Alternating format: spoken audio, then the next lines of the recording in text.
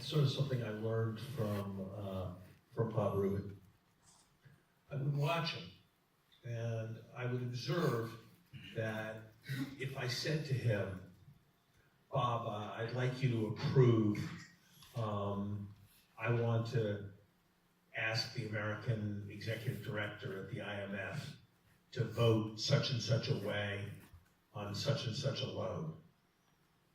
He would say, what are the three best arguments against voting for the Mexico loan?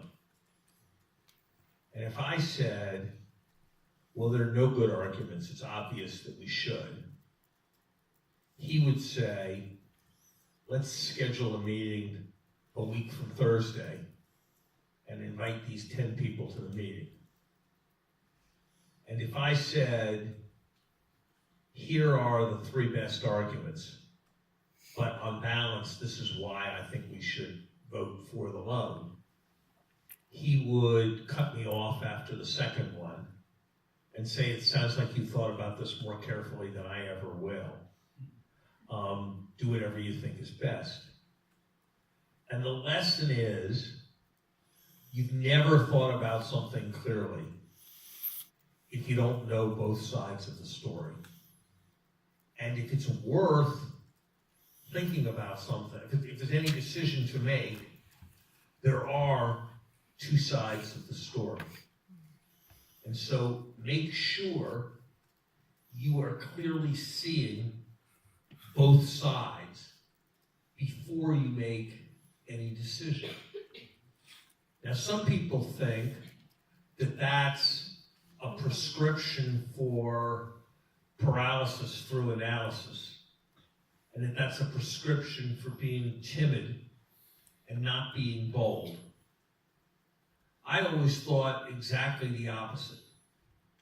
That the better you were at seeing around corners, seeing risks, identifying them, and countering them, the more risk you can take and the bolder you can be.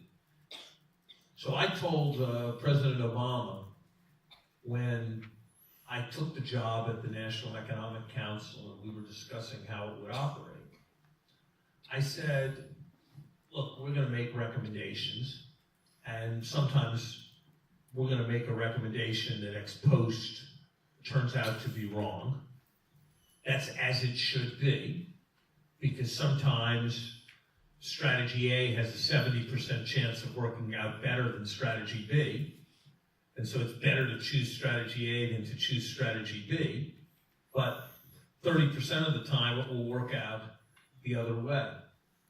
But I said, when I will regard us as having failed is if we propose to you some policy or make some recommendation, and then something happens that we didn't consider, or some argument is surfaced after you've pursued the policy that we had not identified or thought about in advance.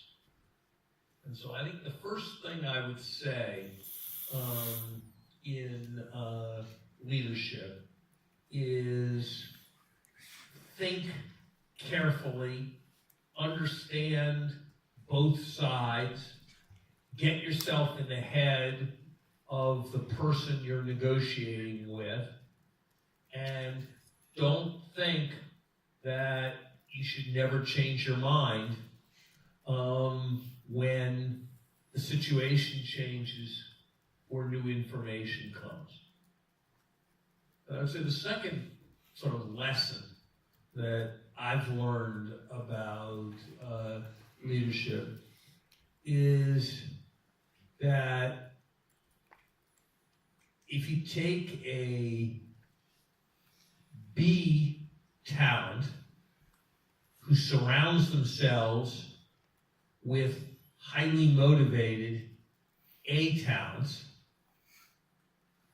that will beat every time an A talent who surrounds themselves with poorly motivated be talents. And so always in any leadership position, try to surround yourself with the best possible people that you can. And that means remember that you work for the people who work for you. And if you are making their experience positive, enabling them to carry out their dreams, causing them to be better than they otherwise would be, things are likely to work out much more successfully than if you think it's all about you. So, second thing I would say is surround yourself with the best people you possibly can, and understand that enabling them is the largest part of your job. That's incredibly wise, and I tell you from my 27 years of experience, you do see that in real life all the time, and you see the people that do